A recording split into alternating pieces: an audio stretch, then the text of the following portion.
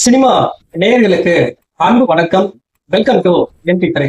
இந்த ஷோல ப்ராஜெக்ட் ஜெமினி அப்படிங்கிற ரஷ்யன் திரைப்படத்தினுடைய ரிவ்யூ தான் நம்ம பார்க்க போறோம். இந்த படம் யூடியூப்ல தமிழ் டப்பிங்கோட அவைலபிளா இருக்கு. சயின்ஸ் பிக்ஷன் த்ரில்லர் மூவியா அந்த படத்தை கொடுத்திருக்காங்க. அதாவது இன்டர்ஸ்டெல்லர் மூவி பார்த்திருப்பீங்க இல்லையா? கிட்டத்தட்ட அந்த மூவியை தழுவி தான் இந்த படத்தை எடுத்திருக்காங்க. கிட்டத்தட்ட ஒரே மாதிரியான ஸ்டோரி பிளாட் அப்படின்னு தான் சொல்லுவேன். அதாவது பூமியில மனிதர்கள் வாழவே முடியாது அப்படிங்கிற மாதிரியான ஒரு சூழ்நிலை உருவாயிருக்கும். அதுக்கு காரணம் என்ன அப்படின்னு நீங்க பாத்தீங்கன்னா, ஒரு வைரஸ் பூமியில பரவி இருக்கும்.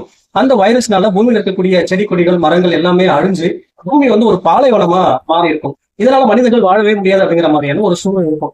மனிதர்கள் வாழணும் அப்படின்னா ஒரு புதிய பிளானட்டை கண்டுபிடிச்சு சோ அங்க போய் தான் வாழ முடியும் அப்படிங்கிற மாதிரியான ஒரு சூழ்நிலை இருக்கும். அப்போ அந்த பிளானட்டுக்கு பிறகு தான் டெஸ்ட் அதை கண்டுபிடிச்சிருப்பாங்க. அந்த கிரகத்துக்கு போயிட்டு ஸ்பியர் அப்படிங்கிற ஒரு விஷயத்த அங்க வச்சுட்டா மனிதர்கள் வாழ முடியும் அப்படிங்கிற மாதிரியான ஒரு சூழ்நிலையை கண்டுபிடிச்சிருப்பாங்க. சோ அந்த பிளானை எக்ஸிக்யூட் பண்றதுக்கு பேர் தான் வந்து பாத்தீங்கன்னா ப்ராஜெக்ட் ஜெமினி. சோ இந்த ப்ராஜெக்ட் ஜெமினியை முன்னிருந்து வழிநடத்தக்கூடிய நபர் தான் சயின்டிஸ்ட் ஸ்டீவ். இவரு தன்னுடைய குழுவுடன் அந்த கிரகத்துக்கு ஸ்பேஸ்ஷிப் மூலமா போறாரு. அப்படி போற வழியில பல பில்லியன் ஆண்டுகள் பின்னோக்கி இருக்கக்கூடிய வேற ஒரு கிரகத்துக்கு போறாங்க.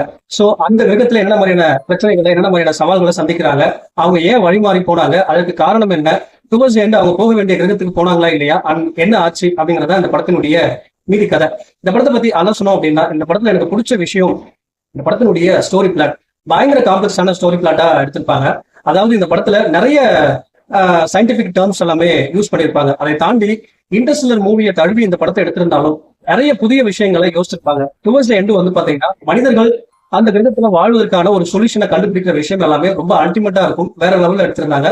அதுக்கு பிறகு வந்து பாத்தீங்கன்னா இந்த ஸ்பேஸ்ஷிப்ல டிராவல் பண்ணும்போது ஏலியன் அப்படிங்கிற ஒரு விஷயத்த அவங்க பேஸ் பண்ணுவாங்க. சோ அங்க என்னென்ன மாதிரியான சேலஞ்சஸ் இருக்கு, அந்த ஏலியனை எப்படி எதிர்கொள்றாங்க, அந்த ஏலியன் மூலமா சோ அவங்க உயிர் வாழ்றதுக்கான சில சொல்யூஷனை கண்டுபிடிப்பாங்க. சோ அது என்னென்ன சொல்யூஷன் அப்படிங்கிறது எல்லாமே ரொம்ப பரபரப்பா ரொம்ப சுவாரஸ்யமா எடுத்திருந்தாங்க. அதே போல பாஸ்டுக்கும் பிரசன்ட்டுக்குமான ஒரு கனெக்ஷன் இருக்கும்.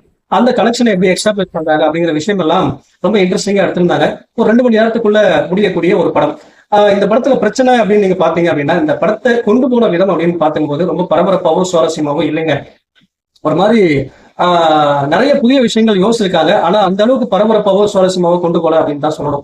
அதே போல வந்து பாத்தீங்கன்னா இது வந்து ஒரு லோ பட்ஜெட் மூவி. இந்த லோ பட்ஜெட் மூவில இவ்வளவு சுவாரஸ்யமா எடுத்திருக்காங்க அப்படின்னாலே அதுவே பெரிய விஷயம் தான்.